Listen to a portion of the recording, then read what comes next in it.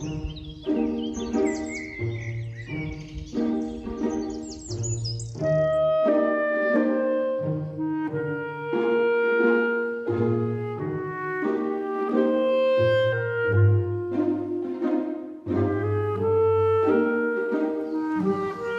do you like it here in France?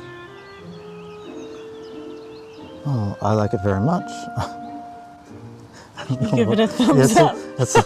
Well. Despite Lincoln's lack of enthusiasm, we don't regret moving. We're surrounded by picturesque countryside, beautiful coastline, and did I mention the wine? We've also found the Breton people to be quite welcoming despite our terrible French. So today I will be using the chainsaw to cut up a few of these branches.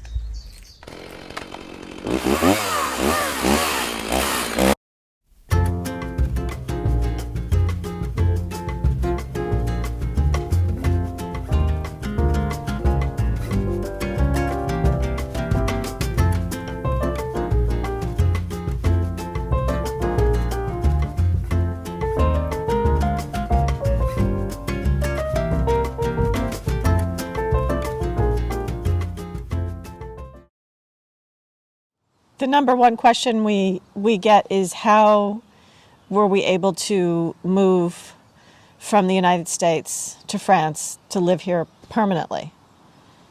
And the answer is? We have dual citizenship, U.S. citizenship and Italian citizenship. Thanks to me. Yes. That's your grandfather. my grandfather. I never met him, but thanks, Grandpa. If you do happen to live in the United States and want to move to France, you either have to have dual citizenship with one of the EU member countries, Right. or there are certain visas you can get. A work visa, for instance, if your company is moving you. Education, family. You have to have a family member over here. At least that's what I understand.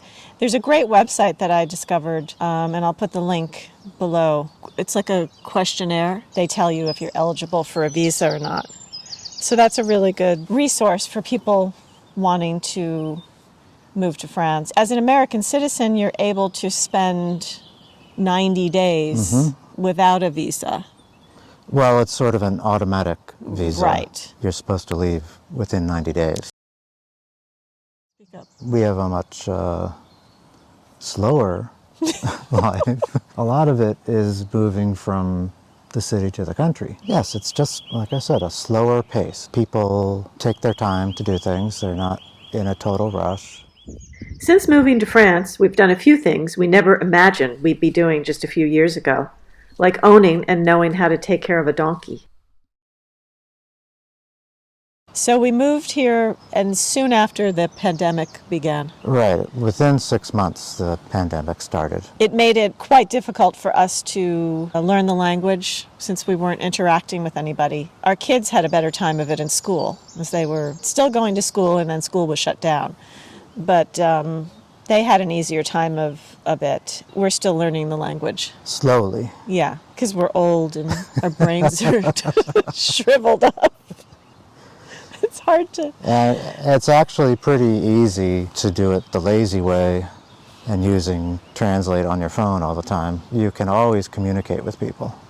But I find that's a good way to learn as well. Yes. You're learning. We do live in the countryside, so we're sort of in our own little bubble here. You know, we don't see a ton of people. For instance, if we go to Paris or something, it's amazing how much, at least I pick up, just hearing other people in conversations and communicating, and so maybe we should move to Paris.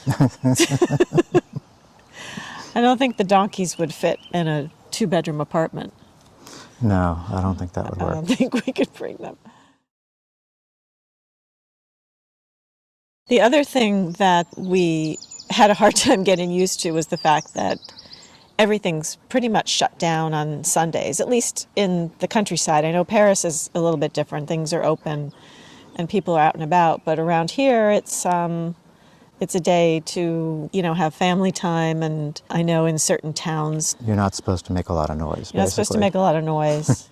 No one, we can make all the noise we want. No one can hear us. Shops are closed. There's one grocery store that shuts, Super U shuts at 12:30, I think. So if On you Sunday. On Sunday, so if you need anything, you can run out. That was interesting. And on the other days, 6 days a week, stores close. The latest they're going to be open is maybe 7:30. So you just have to plan ahead a little better. Yeah, there aren't any 24-hour There's no 24-hour supermarkets or, Walmart. Let's head out to Walmart or Yeah. Target and pick up a bunch of stuff. That just doesn't exist, which is fine. It's just a different way of life. A lot of shops close for lunch too.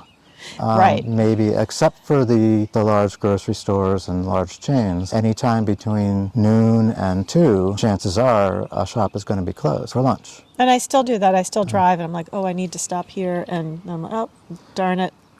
They don't open again until 2. So the other difference we found with living in France versus the United States is the healthcare system. When we first moved here, I think it was after a month, Lincoln fell down our staircase.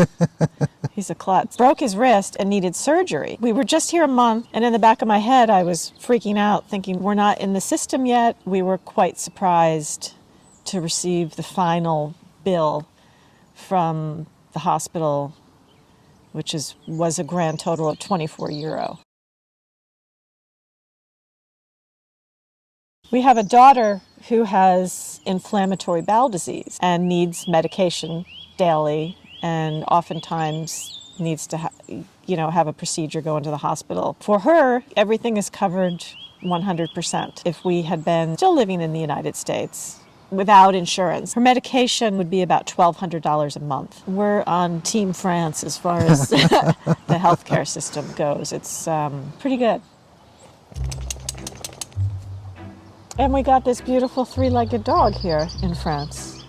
What more could you ask for? Right, Enzo? Are you happy? Yes, he is. He's a good boy. Yeah. Oh, here comes the other one.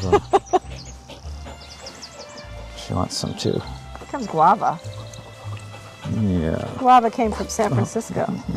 Well, actually, Guava was rescued off of a mountain in Taiwan when she was a little puppy and flown all the way to San Francisco. Right?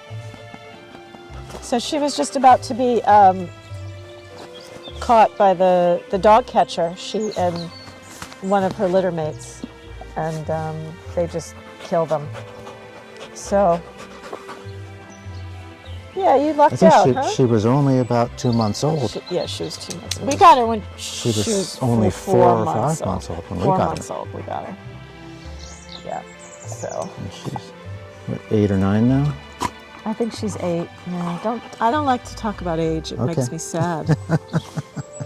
Every animal is just, in my mind, 2. Yeah. That's it. You cool? Yeah.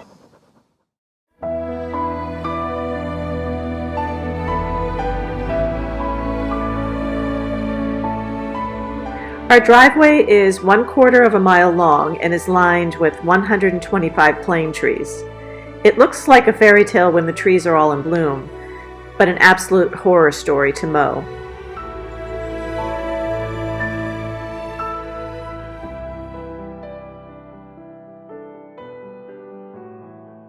Today we have to clear the LA of all the branches from the plane trees that have fallen down over the winter and, with various storms. We don't need to worry about this field over here or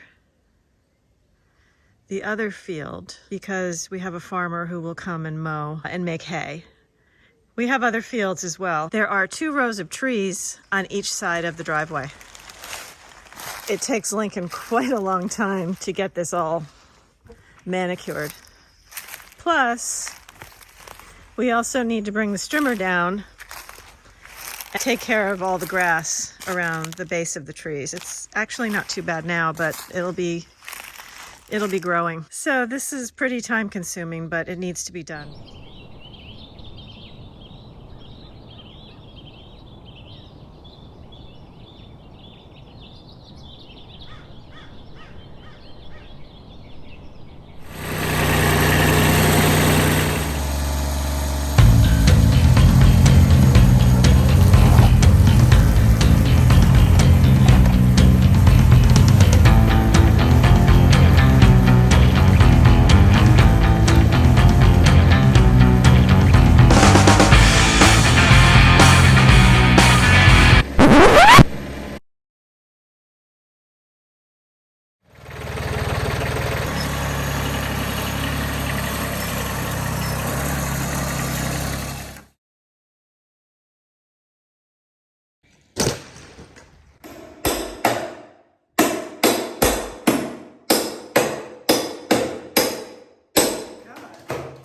Trying to get it off in one piece.